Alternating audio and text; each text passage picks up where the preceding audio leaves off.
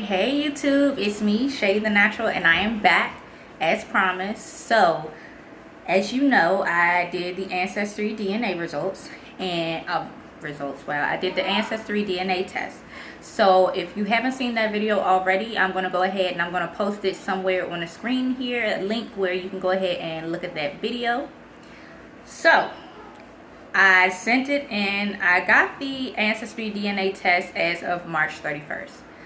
And I believe it came to me in the mail March 30th.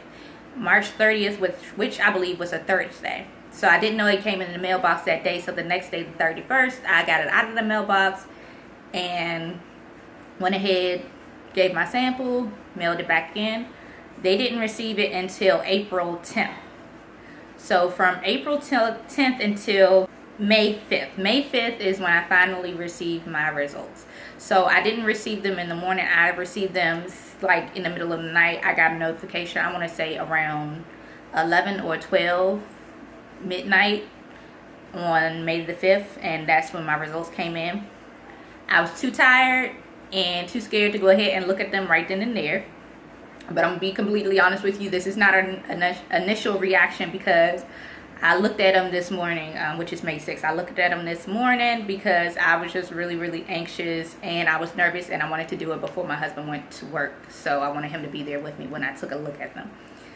So I got my results back and I got a little bit more than results back. I got connections back. I got DNA matches back.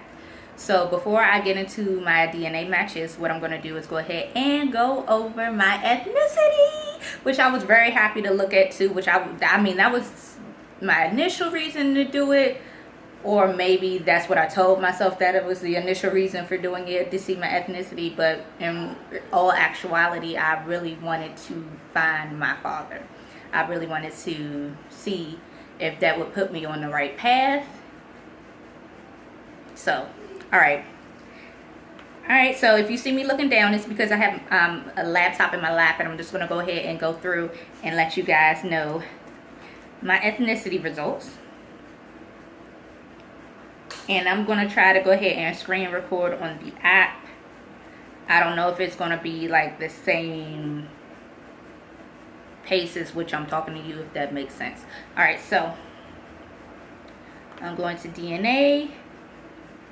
And I'm going to go to my DNA story. It's loading up. So, I am 35% Nigerian, 21% Cameroon, Congo, and Western Bantu peoples, 16% Mali, 10% Benin and Togo, 5% Senegal, and I am also England and Northern European, which we already know where that came from, Wales, Scotland, and then my Indigenous Americas actually showed up as Indigenous Americas North. So I got, you know, passed down word of mouth in my family that we did have Native American in me. It was told to me that my grandmother's father was Native American. Now I'm not sure if that Indigenous America's North is coming from him or not, but that's what we have down here. I also have Sweden, Denmark, Portugal, and Ireland. Here we go, my communities. So it also connects you with your DNA communities. So some of what I was told was actually right. So I wasn't going around lying all these years. I was telling people that I'm actually Creole, which I am. I belong to the Creole community. So for the longest time, I was like, I'm telling people this, and I'm like, I hope I'm not lying, because, you know, the Black community, we pass down a lot of word of mouth of like ancestry, and then you get something back and it's completely wrong, but it was actually right. So I haven't been lying my whole life. So I have early North Carolina and African Americans, And it says that you are connected to this region through your Nigerian, Cameroon, and Congo Western Bantu peoples. Then I also have early Virginia African Americans. Then the connection is the same way. Then I have East Texas, Arkansas, and Louisiana African Americans. And I also have the Louisiana Creole and African Americans. And that says it's connected through Lafayette, Louisiana Creole, and African Americans. So yay! Okay, we're Creole. I wasn't lied to. I haven't been lying. So that's that. Okay, and I also have been connected to DNA matches. So I pretty much know my mother's side of the family. So with Ancestry DNA, it breaks it down, your DNA, into like for your parental side and your maternal side. But when you initially look at it, it'll say parent 1 and parent 2. So it's pretty much up to you to label if it's paternal or maternal. So the way that I was able to do this is when you look at your DNA matches, it'll tell you either connected through parent 1 or parent 2. So with the DNA matches that popped up for me, I had one first cousin and it said parent 1. Then I had another DNA connection that was a first cousin, second cousin from parent 1. Now, one of them came with a picture, which was with the first, second cousin DNA match. That one came with a picture of a male, an older gentleman. And the other DNA match was for a female, and she did not have her picture on there. At least she doesn't have an open profile picture where everybody can see what her profile picture looks like. So, looking at the second picture from the first, second cousin, looking at that picture, I knew that was not anybody from my mother or from my mother's side of the family, because I pretty much know just about every daggone body from my mother's side of the family. And notice I said just about. Not everybody I know. It's probably daggone near impossible for me to know everybody from my mother's side of the family. My mother's side of the family is huge, which I'm very proud of. But I know for it to be a first, second cousin, I know my first, second cousins. And I know that this gentleman that I was seeing was not it. So I knew parent 1 had to be my paternal side of the family. So paternal being my father's side.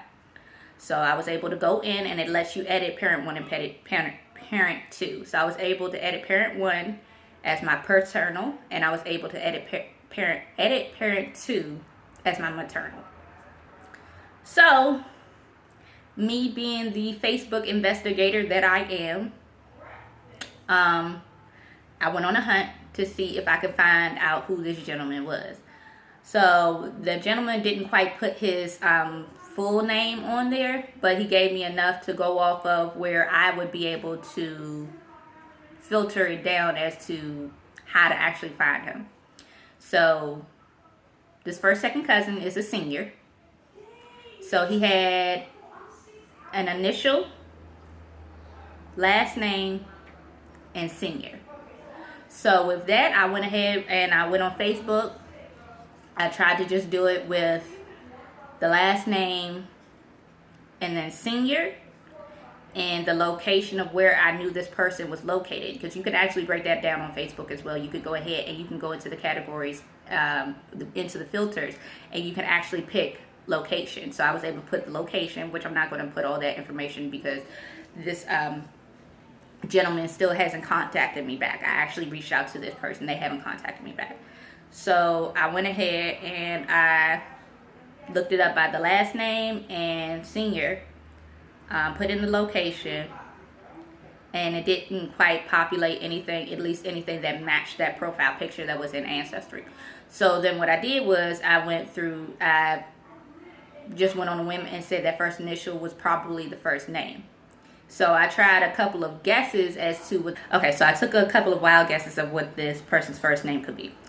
They were wrong. But somehow, with that first initial, the last name, and then the senior, I was able to find this older gentleman on Facebook. So he didn't have a selection where you could request to be a friend. However, I was able to message him. So I messaged him, and really looking on his posts and everything, I saw that he didn't like quite post quite often. And I know with him being a little older, he probably doesn't check Facebook. I doubt he has an Instagram, and I doubt he checks it like that. So I saw that he had a wife. So me being who I am, I went ahead and I messaged his wife, because it looks like she frequents the page more often than he does. So I messaged his wife. I also sent her a friend request, and I let her know, hi, I matched with your husband through Ancestry DNA as a first, second cousin. And I asked if they potentially know. And then I gave them my father's name and sent it off. So I didn't get a response from them. There is a time difference because I stay over on the East Coast, and they're more Midwest. Let me just put it like that. So I believe it's probably like a 2 or 3 hour time difference. So I didn't expect to get anything right away. Then as I was scrolling through the gentleman's profile, I saw a picture of him and another gentleman. And I looked at the comments. Well, before I saw that picture, I saw a black and white photo of a gentleman in the military. So I looked at the comments on there, and I seen a girl who was around what looked to be my age. And she commented and asked, you know, who is this in the picture? And he said grandfather. So I went onto her page because she happened to have the same last name as my father, this older gentleman, and her all shared the same last name. So what did I do? Went out on a limb and I messaged her. Told her my name and asked her if she knew. Insert my father's name. And then I sent the message. She responded. I want to say probably about an hour or two later, which surprised me because once again of the time difference, she messaged me back probably about an hour later. And she said, yes, this person is my cousin. When she said that, my heart dropped out my butt.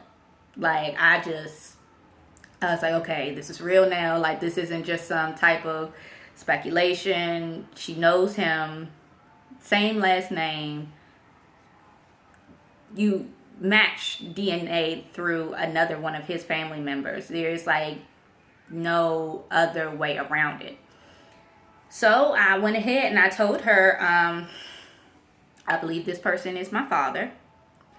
And I told her how I matched with the older gentleman on Ancestry DNA, and she responded by saying, wow, the older gentleman is my uncle. When she was speaking about herself, she said that's her uncle.